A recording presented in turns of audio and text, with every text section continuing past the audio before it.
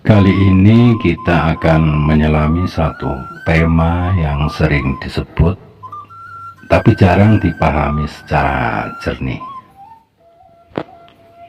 yaitu khodam.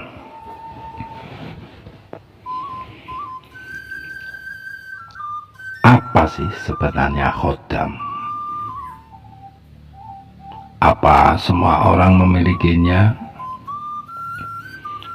Apa pengaruhnya dalam hidup dan jalan spiritual kita?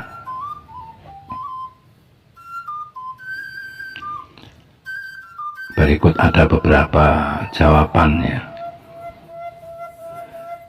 yang mungkin bisa menjadi bahan analisa atau sekedar wacana. Satu, pengertian khodam dalam tradisi Jawa dan tasawuf itu adalah berasal dari kata Arab khodim yang artinya pelayan atau penjaga. Dalam kejawen, khodam merujuk pada entitas gaib yang mendampingi manusia. Ia bisa datang dari warisan leluhur atau dinamakan khodam turunan. Ada yang datang dari pusaka atau benda bertuah. Ada juga yang datang dari hasil tirakat atau ritual. Yang terakhir, ada yang datang dari perjanjian spiritual yang disadari atau tidak.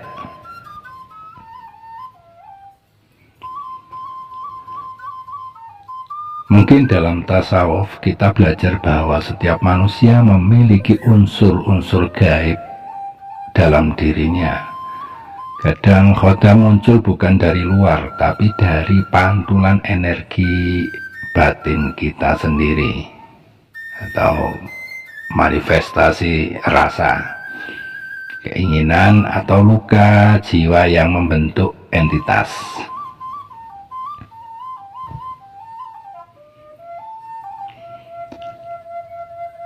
Jawaban yang kedua adalah secara umum khodam itu bisa dikelompokkan menjadi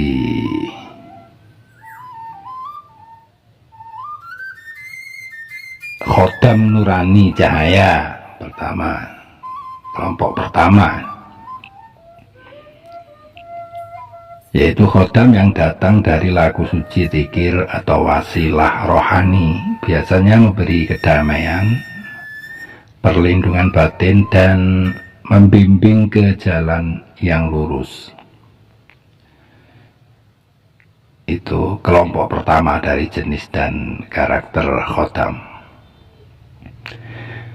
Yang kedua, khodam tabi'i, jin atau makhluk rendah, biasanya datang dari ilmu-ilmu yang serampangan. Ilmu serampangan itu bisa masuk kategori ilmu yang dianggap hitam atau yang tidak putih,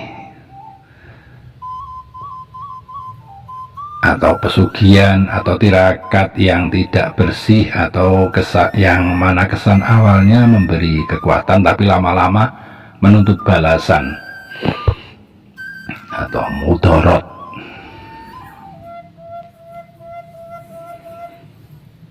Terus ada lagi khodam itu jenis dan karakter khodam itu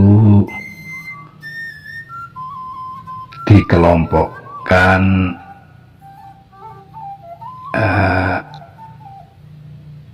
yang memang sudah mengikuti pemiliknya, tidak mengganggu tapi bisa menguatkan watak tertentu, baik atau buruk tergantung tuannya. Ini kelompok khodam yang bisu lah, atau netral.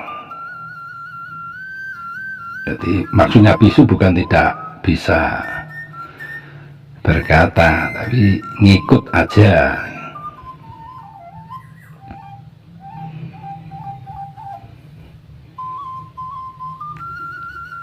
Terus pengaruh khodam dalam kehidupan sehari-hari itu apa saja? Apa ada pengaruhnya dalam kehidupan sehari-hari? Jawabannya ya, jika positif, khodam itu positif, atau khodam yang harmonis lah, iso selaras, lunak, atau apa, bisa nyelaras tadi, memang akan bisa menambah peningkatan intuisi dan rasa batin. Jadi so nambahi peka. Terus kedua, perlindungan dari energi negatif. Ketika terbukanya jalan rezeki dan komunikasi spiritual, nanti nang rezeki ini memang bisa membawa enak, termasuk bisa komunikasi batin. Terus B, jika tidak bersih, khodam itu negatif katakanlah, akan membawa pengaruh gangguan mental dan emosional. Maksudnya ndak gila gendeng, itu ndak, malah menjadikan seorang itu mudah marah, panik, depresi sing tanpa sebab, uring-uringan, kasar tanpa sebab, dan lain-lain yang negatif lah.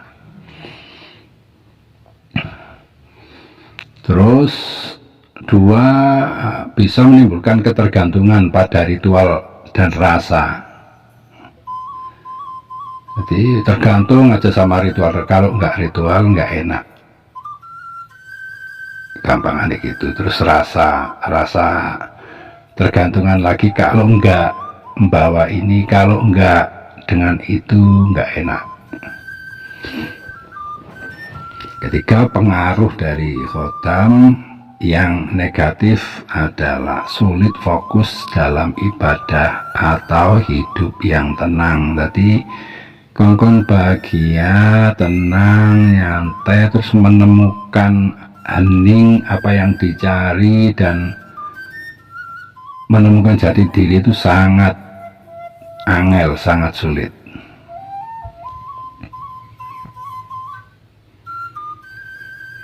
Yang terakhir, dampak dari khodam selain negatif, positif adalah netral tapi menekan, yaitu karena berdampak bisa membentuk kepribadian ganda.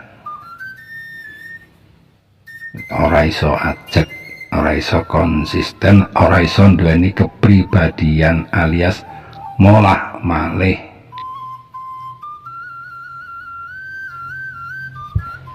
Pelin-pelan,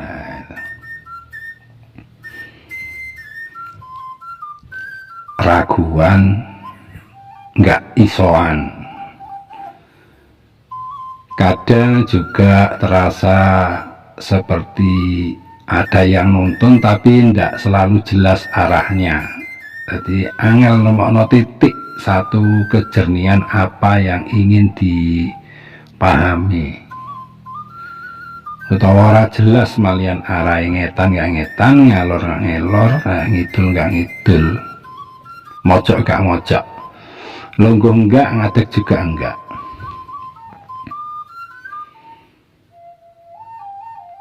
Dan juga bisa menimbulkan kelelahan spiritual, sering mimpi aneh atau merasa berat dalam hati, mudah putus asa, mudah jubek, dan lain-lain.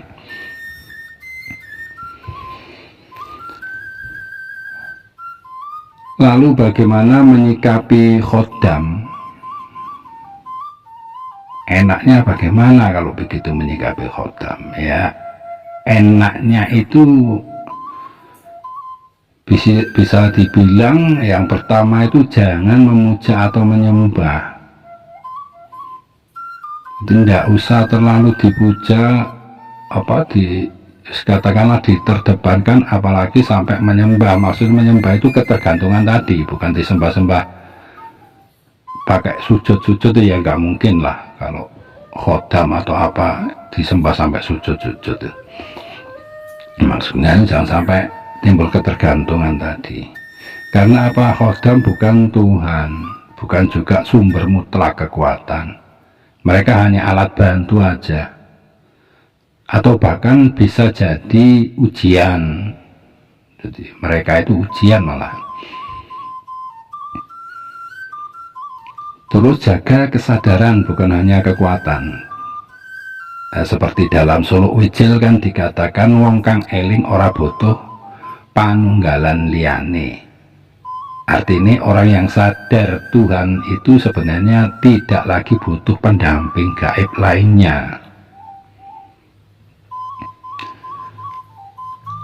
Lalu bersihkan diri lewat zikir, tirakat, meditasi, introspeksi, dan lain-lain kegiatan spiritual positif intinya.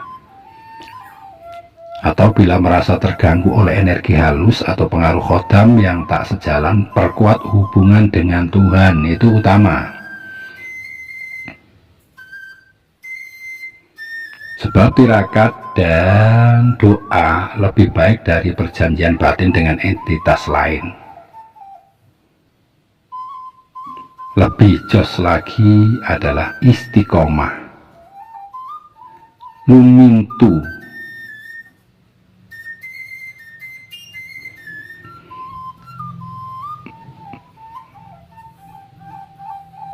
Jadi intinya khodam hanyalah bayangan. Sehebat apapun kekuatan dari luar, tetap saja yang paling penting adalah rasa sejati dalam diri kita.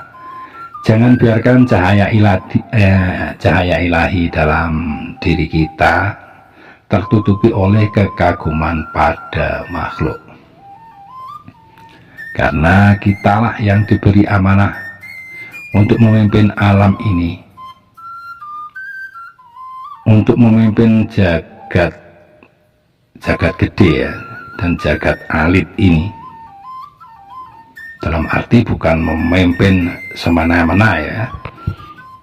Kapan-kapan kita bahas ini.